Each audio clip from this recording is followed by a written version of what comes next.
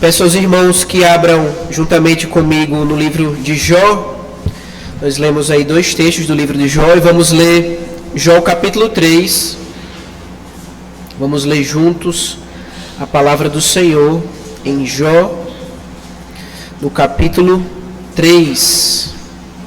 E é uma alegria para mim estar mais uma vez aqui com os irmãos, compartilhando a palavra do Senhor e desfrutando dessa comunhão, nesse momento de regozijo no Senhor, em que nós louvamos a Ele, nós oramos juntos ao Senhor e nós somos instruídos pela palavra dEle. Esse é um momento precioso, irmãos, que o Senhor de fato fala aos nossos corações, o Senhor edifica as nossas vidas, nos corrige muitas vezes quando precisamos ser corrigidos, nos coloca de pé quando estamos fracos e os nossos joelhos estão vacilantes. E então o Senhor nos dá a bênção de estar aqui reunidos nessa noite. Jó capítulo 3, o texto é grande, irmãos. Eu vou pedir a compreensão dos irmãos para acompanhar com atenção a leitura e depois a exposição do texto. Jó capítulo 3, diz assim a palavra do Senhor. Depois disso, Jó abriu a boca e amaldiçoou o dia em que nascera. Ele disse: pereça o dia do meu nascimento e a noite em que se disse: nasceu um menino. Que aquele dia se transforme em trevas, que Deus lá do alto não se importe com ele, e a luz não resplandeça sobre ele. Que as trevas e a sombra da morte o chamem de volta, que uma nuvem se ponha sobre ele e o negrume do dia o aterrorize. Que a densa escuridão se apodere daquela noite, que ela não seja incluída entre os dias do ano, nem faça parte de nenhum dos meses. Que aquela noite seja estéril, e nela não se ouçam brados de alegria. Amaldiçoem aquela noite os que amaldiçoam os dias, e são capazes de atiçar o Leviatã. Que as estrelas matutinas daquela noite fiquem escuras, espere ela em vão pela luz do sol, e não veja os primeiros raios da alvorada, pois não fechou as portas do ventre materno, nem evitou que eu contemplasse tanto sofrimento. Porque eu não morri ao nascer, e não pereci quando saí do ventre materno?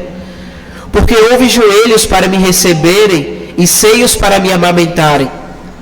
Agora eu bem poderia estar deitado em paz, eu dormiria e acharia repouso, junto aos reis e conselheiros da terra, que construíram para si lugares que agora jazem em ruínas, ou junto a governantes que possuíam ouro e enchiam as suas casas de prata.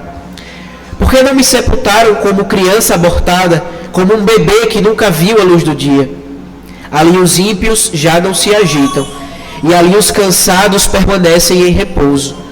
Os prisioneiros também desfrutam sossego, e já não ouvem os gritos do feitor de escravos. Os pequenos e os grandes ali estão, e os escravos estão livres dos seus senhores. Porque se dá luz aos infelizes e vida aos de alma amargurada, aos que anseiam pela morte que não vem, que a procuram mais do que um tesouro oculto, aos que se enchem de alegria e exultam quando vão para a sepultura. Porque se dá vida àquele cujo caminho é oculto, e a quem Deus fechou as saídas. Pois me vêm suspiros em vez de comida, os meus gemidos transbordam como água. O que eu temia veio sobre mim, e o que eu receava me aconteceu. Não tenho paz, nem tranquilidade, nem descanso, somente inquietação. Texto forte, né, irmãos? Mas vamos orar e pedir ao Senhor que nos ajude para que possamos ser edificados à luz desse texto. Oremos então ao Senhor, mais uma vez. Santo e eterno Deus, aqui estamos nós, o teu povo, diante de ti e da tua palavra. Rogamos ao Senhor mais uma vez que fale aos nossos corações, que nos instrua. Precisamos ser instruídos, ser ensinados pelo Senhor, sermos transformados por ti. Que teu Santo Espírito haja mais uma vez por meio da tua palavra e fale aos nossos corações. Tem misericórdia de mim, Pai, nessa noite, e nos ajuda. É o que te pedimos em nome de Jesus. Amém. Amém, irmãos. É interessante que o texto que a gente leu, não sei se os irmãos tiveram essa impressão, mas a gente prestar bastante atenção naquilo que ele falou. Jó falou de uma forma muito pesada sobre a vida e de uma forma a partir de alguém que estava sofrendo muito. E nós então vamos meditar a partir disso, do sofrimento que há e como devemos lidar com esse sofrimento nessa vida. É engraçado que uma das irmãs lá da igreja, ela ficou brincando, dizendo que muitas vezes o tema central, os textos se repetiam, não que era o mesmo texto, mas passava texto e mais texto, e muitas vezes o centro da pregação, ou o tema recorrente da pregação, era o sofrimento, de como lidar com o sofrimento. Mas será porque a gente fala tanto sobre isso? Será que a Bíblia fala tanto sobre... Será porque a Bíblia fala tanto sobre isso? Porque se a gente for sincero e de fato olhar para a vida na realidade que ela é, se há uma marca que une todos nós, todo ser criado por Deus, é o pecado e o sofrimento que decorre dele. Todos nós pecamos e todos nós sofremos porque pecamos. E não somente uma relação direta daquilo que os nossos pecados trazem, mas da nossa condição de pecado. Adão, que caiu ali no Éden, e a partir dele todo o sofrimento, toda a desgraça adentrou nesse mundo. Então, se tem algo que une todos nós, que está presente na vida de todos nós, é o pecado e o sofrimento que dele decorre, que vem a partir dele. Então, o sofrimento e lidar com esse sofrimento é algo que de fato é recorrente nas Escrituras. E aqui nós vemos alguém conhecido talvez da maioria de nós, talvez os irmãos todos que estão aqui conheçam a história de Jó, mas talvez alguns não conheçam quem foi esse homem e o que ele passou. É interessante que nós lemos e vamos meditar no capítulo 3, mas no capítulo 1 e 2 conta um pouco da história de Jó e o que tinha acontecido com ele para que ele escrevesse, para que ele então relatasse ou falasse daquilo que ele falou aqui. Porque ele estava assim tão amargurado, com esse desejo de morte, de que a vida dele não valia a pena.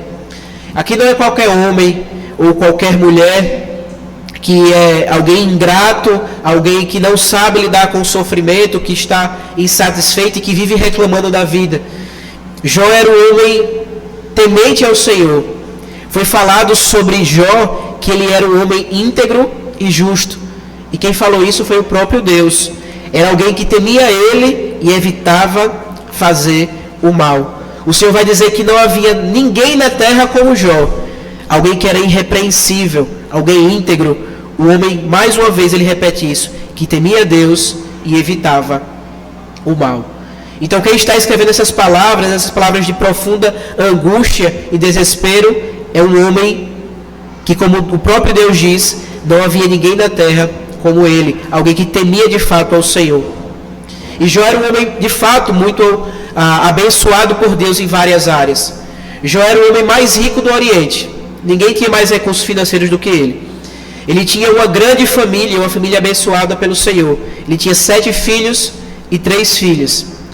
Para os irmãos terem noção de quanto Jó era abençoado financeiramente, ele tinha 7.000 ovelhas, 3.000 camelos, 500 juntas ou 500 duplas de boi e 500 jumentos, e muitos empregados ao seu serviço. Então, o que acontece na vida de Jó é que um homem que tinha tudo isso, que temia Deus e evitava o mal, que era íntegro e irrepreensível, acontece que no capítulo 1 nos mostra que em um dia só, em um só dia, irmãos, preste atenção nisso, ele perde todos os seus bens materiais, bois, jumentos, ovelhas, camelos. Só ficam alguns empregados que vêm, só sobram alguns empregados que vêm dar notícia ruim a ele. Quando acabam-se os seus bois, eles são ali dizimados, sobra apenas um empregado, os outros todos morrem, sobra um que vem dar essa notícia a ele. E sempre isso, sempre acontecia algo com os bens materiais de Jó, e sobra apenas um empregado que vem contar a história de que tudo tinha se acabado.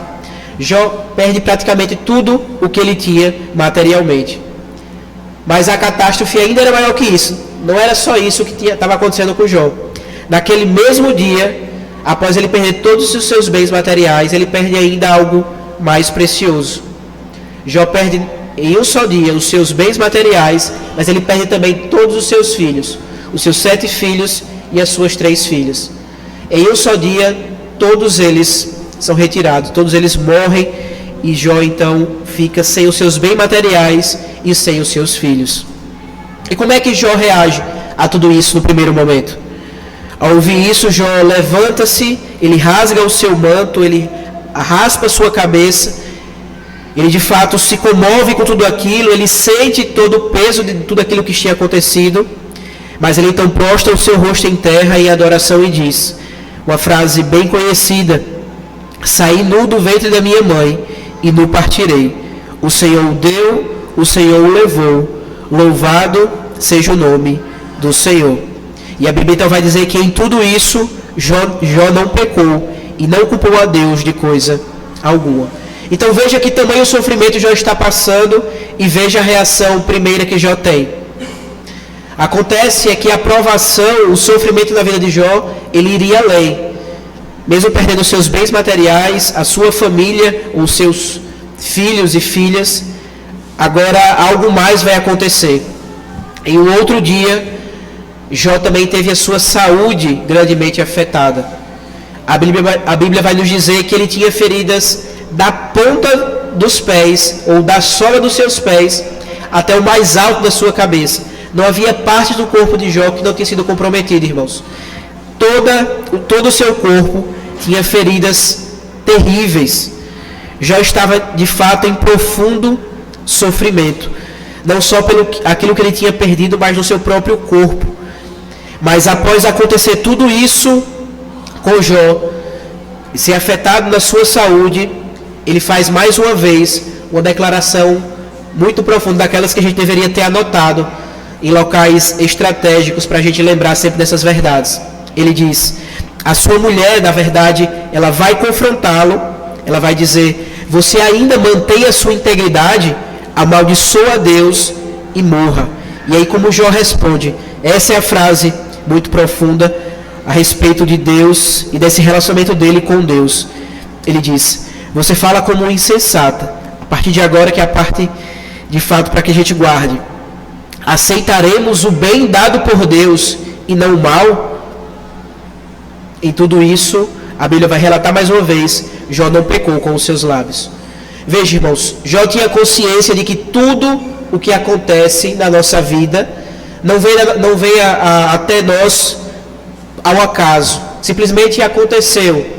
A gente, por sorte ou azar, aquelas coisas aconteceram. Jó vai dizer: tudo o que vem até nós vem das mãos de Deus. E até agora o que tinha vindo das mãos de Deus era só prosperidade financeira, uma bela família, uma família abençoada. Jó tinha saúde, uma saúde muito boa.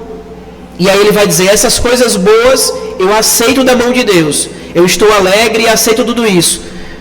Nós aceitaremos o bem dado por Deus. Mas quando vem o mal, quando vem a tragédia, quando vem o sofrimento da mão de Deus, eu não devo aceitar. É eu que escolho o que vem das mãos do Deus soberano, do Deus que é bom. Como é que eu não vou aceitar o mal, assim como eu aceitei sempre o bem das mãos de Deus? Jó tinha essa compreensão, irmãos, que nós devemos ter constantemente, de que tudo que acontece na nossa vida, de alguma forma, vem das mãos de Deus. Mesmo que não diretamente, mesmo que Deus não seja o agente do pecado, mas Deus não está aquém do pecado que cometem muitas vezes contra a gente, por exemplo. Deus então está controlando todas as coisas. E aí Jó, nessa situação que ele se encontra, perdeu tudo, a sua família, os seus bens e também a sua saúde. 3 amigos sabem dessa situação, então vão até Jó para mostrar solidariedade, para tentar consolá-lo. E é interessante que eles chegam, Jó numa situação de sua saúde tão comprometida que eles nem reconhecem que de fato ali era Jó. E eles então chegam diante de Jó e eles passam 7 dias e 7 noites calados, como se estivessem planteando junto com Jó, até que esse discurso é proferido, aquilo que nós lemos no capítulo 3. Jó então quebra o silêncio após esses 7 dias e essas 7 noites, vivendo dores intensas tanto no seu corpo quanto na sua alma. Aquele homem que tempos atrás tinha proferido: o Senhor deu, o Senhor o levou, louvado seja o nome do Senhor, e que também tinha dito: aceitaremos o bem dado por Deus e não o mal. Agora é um homem que deseja ansiosamente colocar fim ao seu sofrimento. E esse fim que ele desejava pôr ao seu sofrimento, ele era por meio da morte. Aqui, irmãos, já nos leva a uma primeira reflexão. Todos nós somos frágeis espiritualmente também. Esse homem que é falado dele, que é o homem mais, que não havia ninguém como ele em toda a terra, esse homem íntegro, que proferiu essas palavras poderosas diante do sofrimento, agora era um homem que queria pôr o seu sofrimento, pôr um fim ao seu sofrimento por meio da morte. Esses somos nós, que em muitos momentos estamos resolutos, firmes na fé, enfrentando as circunstâncias difíceis de uma forma firme e confiantes no Senhor, mas em outro momento nós estamos profundamente abatidos, buscando meios não lícitos, meios que não provêm do Senhor para pôr fim ao nosso sofrimento, assim como Jó, que queria pôr fim ao seu sofrimento por meio da morte. Ao mesmo tempo que nós devemos refletir e olhar para dentro de nós mesmos e nos lembrarmos da nossa fragilidade e do quão necessitados nós somos do sustento do Senhor, nós devemos também refletir sobre isso para que nós tenhamos mais compaixão com os que estão tendo dificuldade de lidar com o sofrimento. Não sei se é só eu que tenho esse problema, mas o meu sofrimento, geralmente eu tenho essa como eu posso dizer, essa autocomiseração, que os outros então olhem para mim e se compadeçam do meu sofrimento. Mas quando eu olho para o sofrimento de outras pessoas, muitas vezes eu olho de uma forma como se desprezasse aquilo. É aquela criança que muitas vezes está com medo de algo que não é real, e eu olho e trato: deixa de ser besta, está vendo que isso não é verdade? Mas aquele medo de fato é real para ela. Assim como o sofrimento para algumas pessoas ao nosso redor é real, e nós olhamos para ela, não tem motivos para estar de fato sofrendo.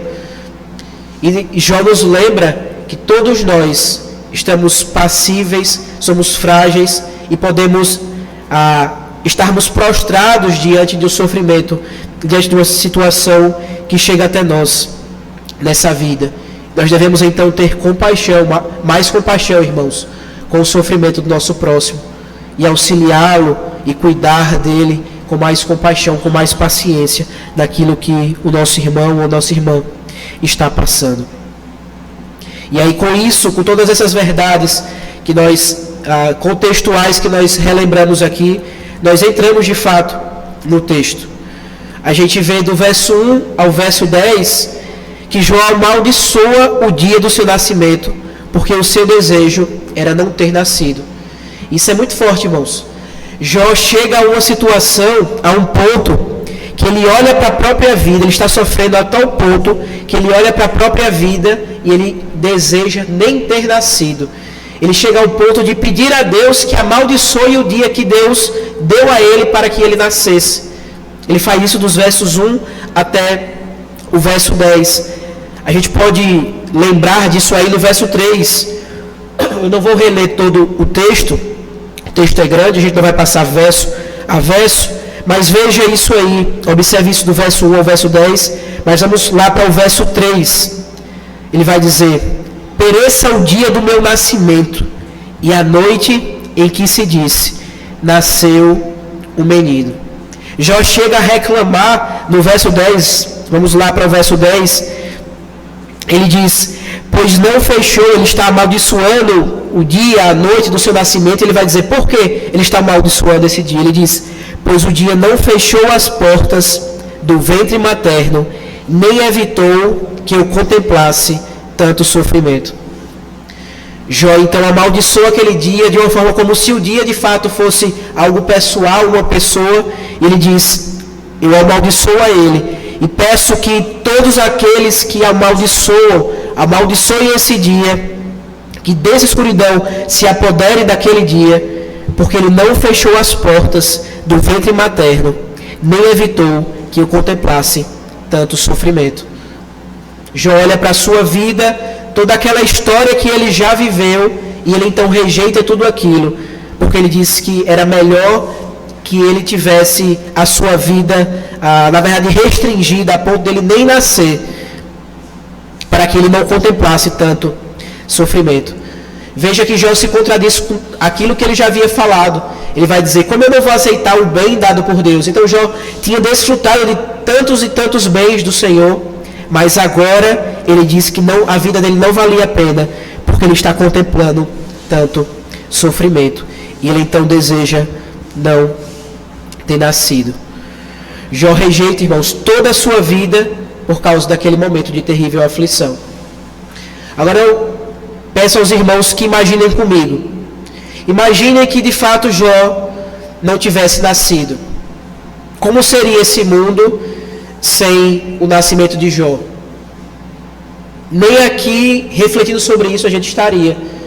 A vida de Jó, o que ele viveu, o sofrimento que ele passou, foi uma bênção para muitos e muitos cristãos em toda a história da igreja.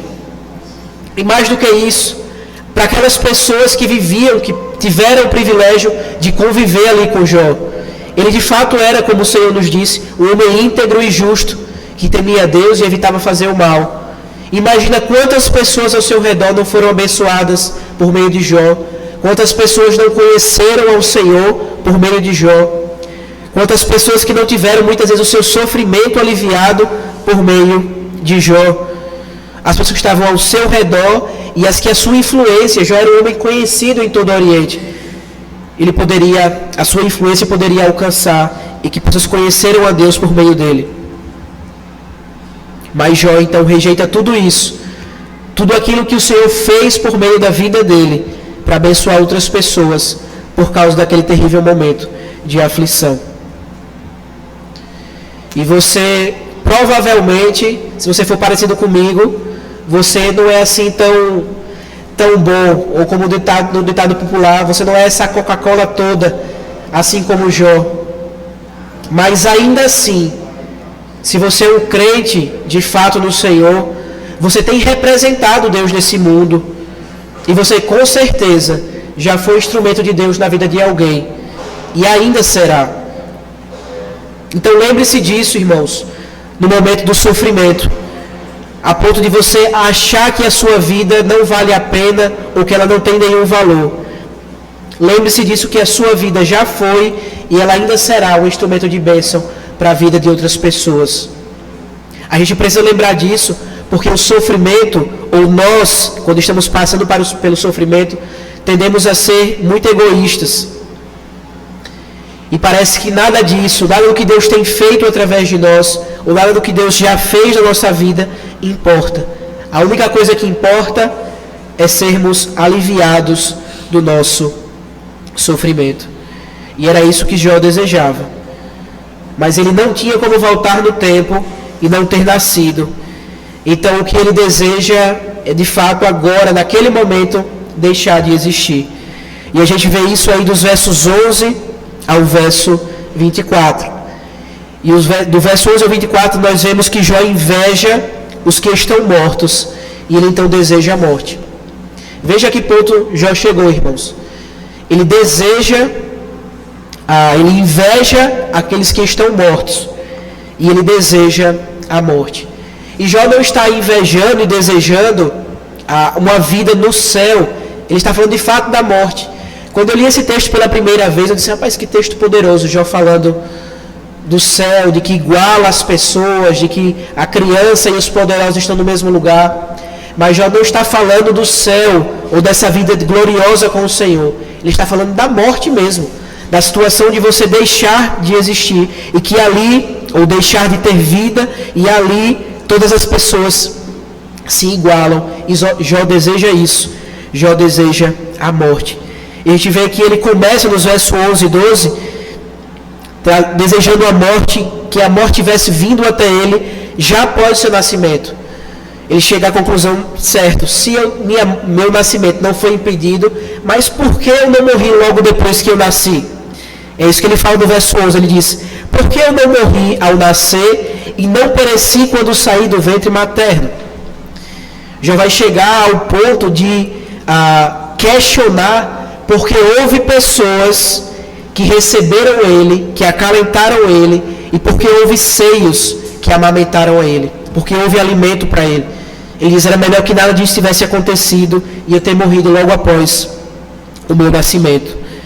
E aí ele começa então a falar da morte como algo glorioso, como algo de fato bom e desejável. Ele vai dizer no verso 13, agora eu bem poderia estar deitado em paz, eu dormiria e acharia repouso, junto aos reis e conselheiros da terra, que construíram para si lugares que agora jazem em ruínas, ou junto a governantes que possuíam ouro e enchia as suas casas de prata. Então Jó agora começa a falar da morte de uma forma bem romântica, como se fosse de fato algo precioso e algo bom. Jó questiona mais uma vez no verso 16, por que ele está sendo privado da morte. Jó repete isso do verso 11 ao verso 24 constantemente, falando da morte como algo bom, como uma grande solução para o seu problema, onde nós então poderíamos encontrar repouso e sossego. E ele finaliza isso aí dos versos 20 ao verso 24.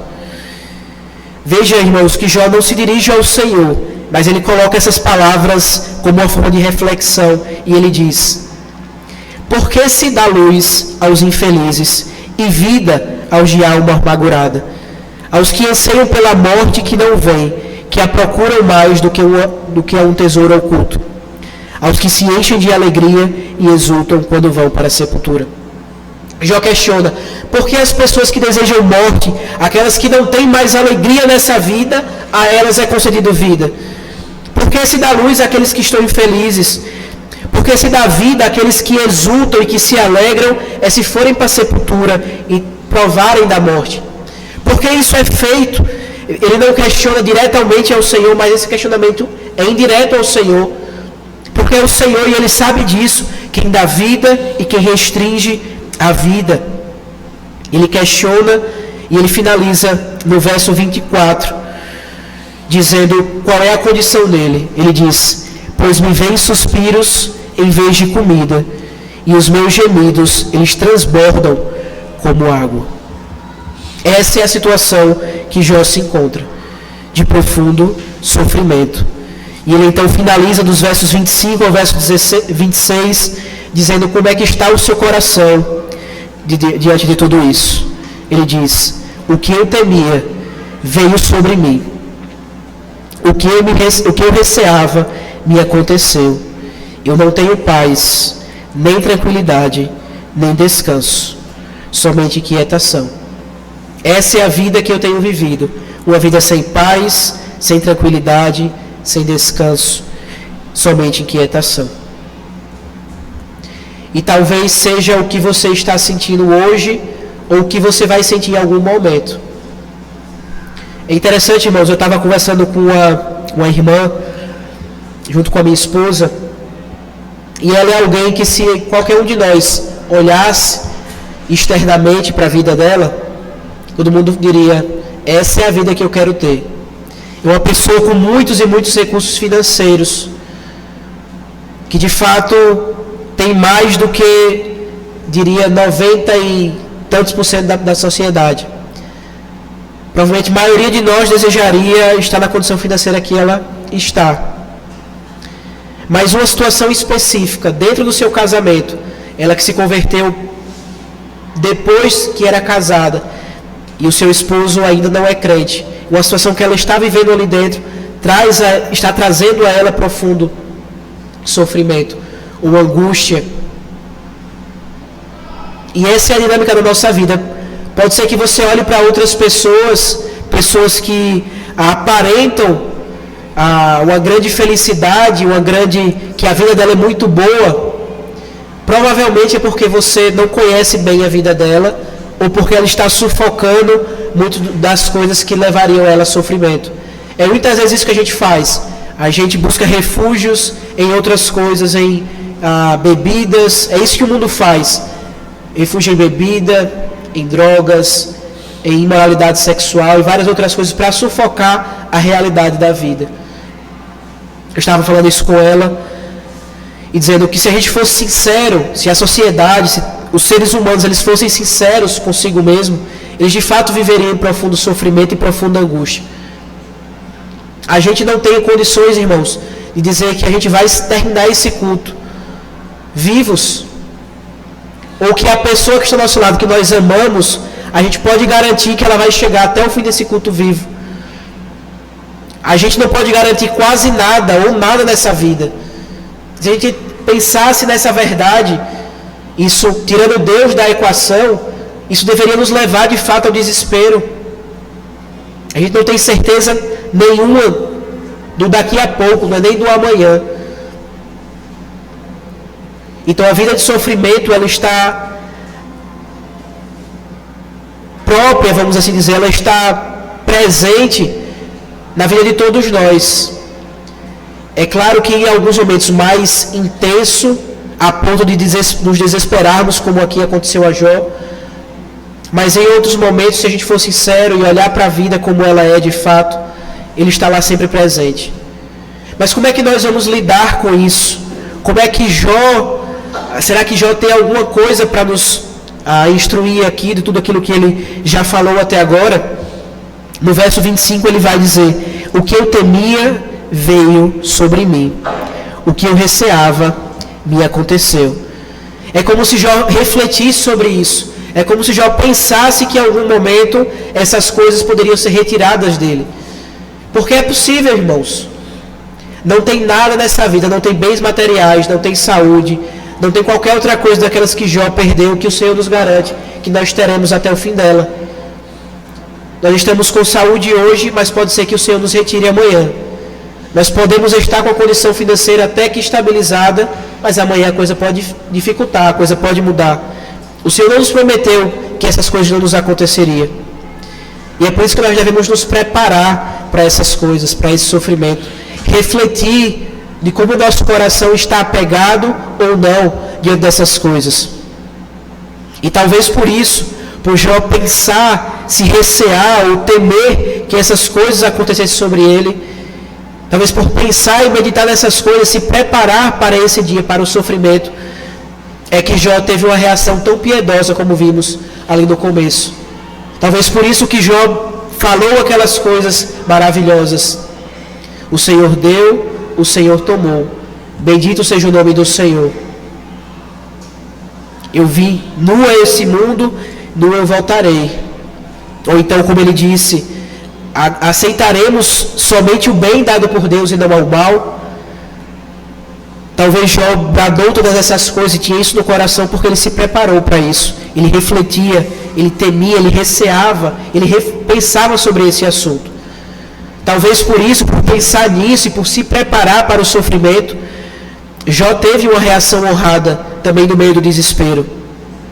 Foi algo que eu já ressaltei aqui. Veja que Jó fala coisas muito duras, irmãos.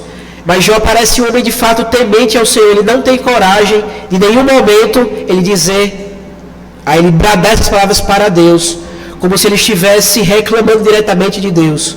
Obviamente, como eu disse, em última instância era isso que ele estava fazendo. Mas ele temia e dobrava suas palavras quando ele falava sobre o Senhor. Ele não coloca a culpa no Senhor diretamente em nenhum momento. Talvez por isso, talvez por pensar nessas coisas e se preparar para essas coisas, é que Jó perseverou. Esse homem que escreve isso aqui, ele persevera em meio a esse intenso sofrimento. E lá no final, mais para o final do livro, nós lemos o verso 2 do capítulo 42 de Jó. Mas no verso 5, ele vai dizer: meus ouvidos já tinham ouvido a teu respeito, mas agora os meus olhos te viram. Eu ouvia, eu tinha uma impressão do Senhor, mas esse sofrimento pelo qual eu passei e que tratei isso diante do Senhor, agora os meus olhos de fato te viram. Agora de fato eu conheço e vivo de fato para o Senhor. Porque meu coração de alguma forma estava apegado àquelas coisas. E agora o Senhor está tratando isso em mim. E agora eu te conheço mais de perto. Talvez porque Jó refletia sobre isso antes. E é por isso que nós somos chamados a refletir pela palavra de Deus no sofrimento e as nossas reações ao sofrimento. Mesmo que nós não estejamos passando por ele nesse momento. Mas se estivermos, esse é o momento. Mas se não tivermos, é o momento de nós nos prepararmos, de nós refletirmos a respeito disso e de como nós devemos, então, lidar com essa situação. Como eu disse, essa descrição do coração de Jó, quando ele diz: não tenho paz, nem tranquilidade, nem descanso, somente inquietação. Talvez poderia ser assinado aqui por alguns de nós, que essa é a sensação que está no nosso coração. Sem paz, sem tranquilidade, sem descanso, somente inquietação. E talvez, se essa sua situação que você está vivendo, ou se vai ser essa situação em algum momento que você vai viver, talvez a sua visão hoje ou naquele momento será muito parecida com a de Jó. Esse desejo de que o sofrimento seja aliviado por qualquer forma, seja ela inclusive uma forma que não agrada ao Senhor, por meio do desejo da morte. Mas o que Jó esqueceu, irmãos, e que nós muitas vezes esquecemos quando pensamos dessa mesma forma, é que a dor e o sofrimento ele não é natural à vida. Como eu falei, ao mesmo tempo que ela está marcado, que todo ser humano passa por isso, por essa dor, pelo sofrimento, a dor e o sofrimento não é algo natural à vida, não da forma como Deus criou as coisas. O pecado que adentrou por meio de Adão, como eu falei no começo, é o responsável por tudo isso. Então não é a nossa existência, não é a vida a culpada por enfrentarmos dores a ponto de desesperarmos da vida. Como Jó então colocou a culpa no seu nascimento, na sua vida. E também não é a morte a solução para tudo isso. Jó coloca a culpa do seu sofrimento na vida que Deus deu. E coloca a solução na morte que acabaria então com essa vida. Mas o que Jó esqueceu e que muitas vezes nós esquecemos, que a morte não é a solução para tudo isso. Se os irmãos lembrarem comigo, lá no Éden, a morte foi justamente o resultado ou o pagamento do pecado. Como é que aquilo que é a nossa condenação pode ser então a solução para a nossa dor e para o nosso sofrimento? Não é a morte, irmãos, a solução para o nosso sofrimento. A morte, de fato, é uma das punições para a rebeldia do pecado. Qual é, então, a solução, irmãos, para toda a dor e sofrimento que nós passamos? Como é que nós vamos lidar com isso? Como é que nós vamos encarar todas essas coisas que você pode estar enfrentando hoje, ou enfrentará, ou já enfrentou? Qual é a solução para toda dor e todo sofrimento? A solução, irmãos, para toda dor e sofrimento é Cristo. É o sofrimento de Cristo. O sofrimento de Jó, que nós meditamos nessa noite, ele nos traz grandes e preciosos ensinamentos. Mas o que nós realmente precisamos não é do sofrimento de Jó, mas é principalmente do sofrimento daquele para quem Jó aponta. Aquele que era inteiramente justo. Jó era homem íntegro, homem que temia Deus, mas era pecador assim como nós. Mas aquele que era inteiramente justo, ele sofreu, ele padeceu. Veja, irmãos, que no sofrimento de Jó, ele se sente abandonado. Mas na verdade, apenas um filho de Deus foi de fato abandonado. E não foi Jó e nenhum de nós que foi abandonado pelo Pai. Mas quem foi abandonado pelo próprio Deus, o Pai, foi o seu Filho unigênito, Jesus Cristo. Ele que de fato foi verdadeiramente abandonado, quando ele clamou: meu Deus, por que me abandonaste? E por que isso aconteceu, irmãos? Porque o Senhor, o nosso Senhor Jesus Cristo foi abandonado. Ele foi abandonado para que Jó e todos os outros filhos de Deus nunca fossem abandonados.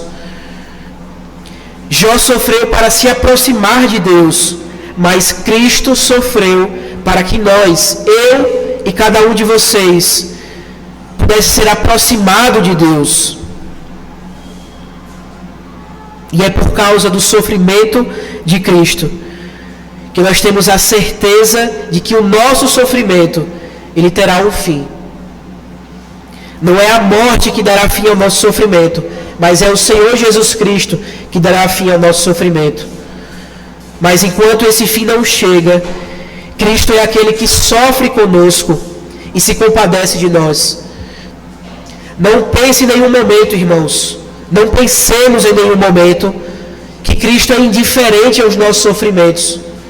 Mas pelo contrário, Ele sofre conosco, Ele se compadece de nós, Ele está junto conosco e cuida de nós em nosso sofrimento. É isso que o autor aos Hebreus vai nos dizer no capítulo 4, do verso 14 ao verso 16. Ele diz: visto que temos um grande sumo sacerdote que adentrou aos céus, Jesus, o Filho de Deus, apeguemo-nos com toda a firmeza à fé que professamos, pois nós não temos um sumo sacerdote que não possa compadecer-se das nossas fraquezas, mas sim alguém que, como nós, passou por todo tipo de tentação, porém sem pecado. A fim de recebermos, assim, aproximemo-nos do trono da graça com toda a confiança, a fim de recebermos misericórdia e encontrarmos graça que nos ajude no momento da necessidade. O Senhor sabe que cada um de nós passa, irmãos, quando estamos sofrendo, porque Ele passou por todas essas coisas. E Ele então se compadece e cuida de nós. Ele sofre conosco e sofreu por nós. É isso que nós devemos nos apegar. É daquele Cristo que coloca fim no devido tempo ao nosso sofrimento, mas que enquanto estamos sofrendo, enquanto estamos angustiados e batalhando diante do sofrimento, Ele está conosco, Ele está cuidando de nós, e Ele sabe o que nós passamos. E é interessante isso, irmãos, porque eu não sei se você já teve essa impressão de estar passando por alguma coisa e você compartilha aquilo com alguém e aquela pessoa fala de uma forma assim que parece que ela não se importou muito com o que você está passando, com o seu sofrimento. E aí muitas vezes você não tem coragem de falar isso, mas o que vem na sua mente é disso. Você fala assim porque você não sabe o que é que eu estou passando. Você nunca passou por isso. Você não tem noção do que eu estou sentindo, do sofrimento que eu tenho passado. Mas essa verdade, ela pode até se aplicar a muitos de nós, nessa conversa paralela entre irmãos, por exemplo.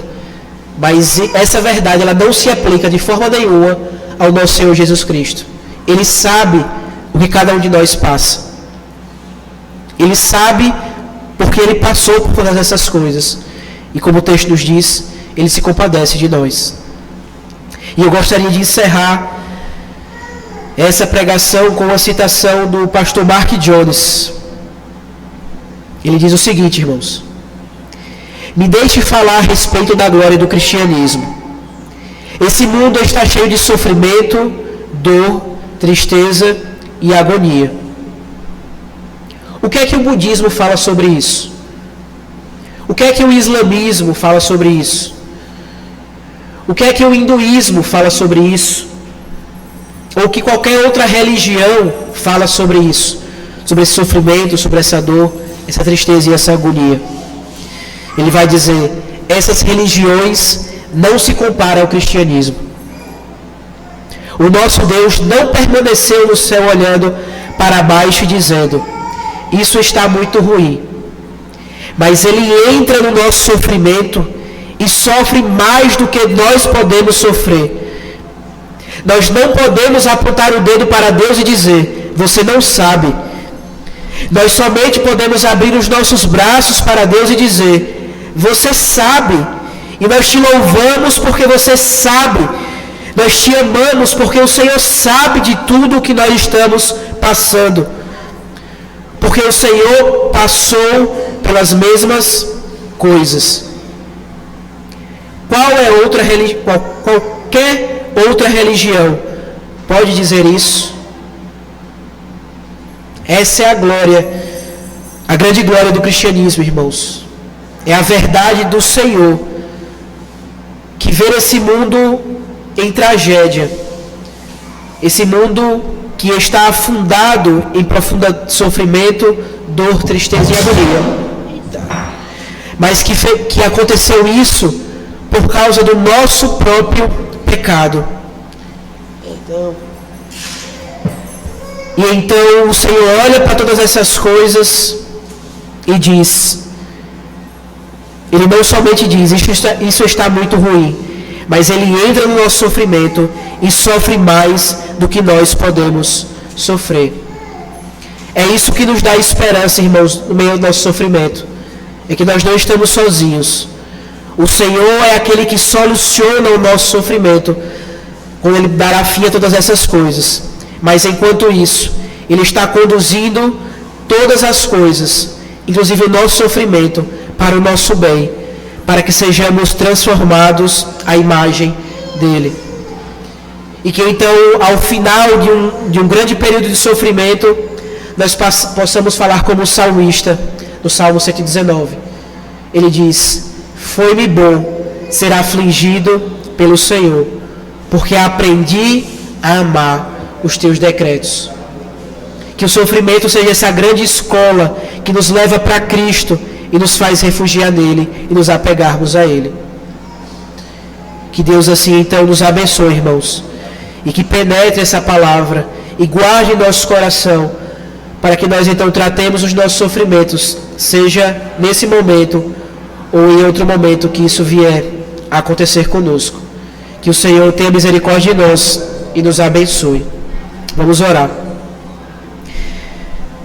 Santo e eterno Deus, nós estamos diante de Ti. E nós não podemos nos esconder diante do Senhor. Estamos de fato descobertos diante do Senhor. O Senhor conhece a nossa vida. O Senhor conhece os nossos pecados. O Senhor conhece as nossas angústias, o nosso sofrimento que nós passamos, muitas vezes até pelo pecado dos outros contra nós. O Senhor não é indiferente a todas essas coisas, Pai. Nós temos essa compreensão, aprendemos sobre isso nessa noite. Pedimos ao Senhor que nos ajude então a lidarmos com as questões da nossa vida de uma forma que agrade ao Senhor e que nos leve para mais próximo de Ti, para que possamos bradar como o salmista: foi-me bom passar pela aflição, porque aprendi a amar os Teus decretos. Ou assim como Jó, que diz: eu conhecia o Senhor de ouvir falar, mas agora os meus olhos Te veem. Que os nossos olhos então estejam fitos, direcionados a Cristo Jesus, que é o autor e consumador da nossa fé, aquele que nós temos a plena certeza, não uma esperança vazia ou duvidosa, mas uma esperança vívida e certa, que é Ele, Cristo Jesus, que dará fim a todo o sofrimento desse mundo e da nossa vida. E que enquanto isso não chega, Ele está usando o sofrimento para o nosso bem.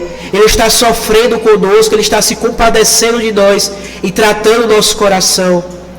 Nos lembra disso, por favor, Pai. Trabalha isso em nossos corações constantemente. Não nos deixa, Pai, naufragar diante das dificuldades dessa vida. Mas pelo contrário, assim como o Senhor faz com os seus filhos, o Senhor não os abandona, mas o Senhor os restaura e o Senhor os vivifica, os fortalece em meio ao sofrimento. Nos ajuda, Pai. Nós precisamos do Senhor. É o que nós te pedimos, em nome de Jesus. Amém. Amém, irmãos. Que o Senhor então nos abençoe.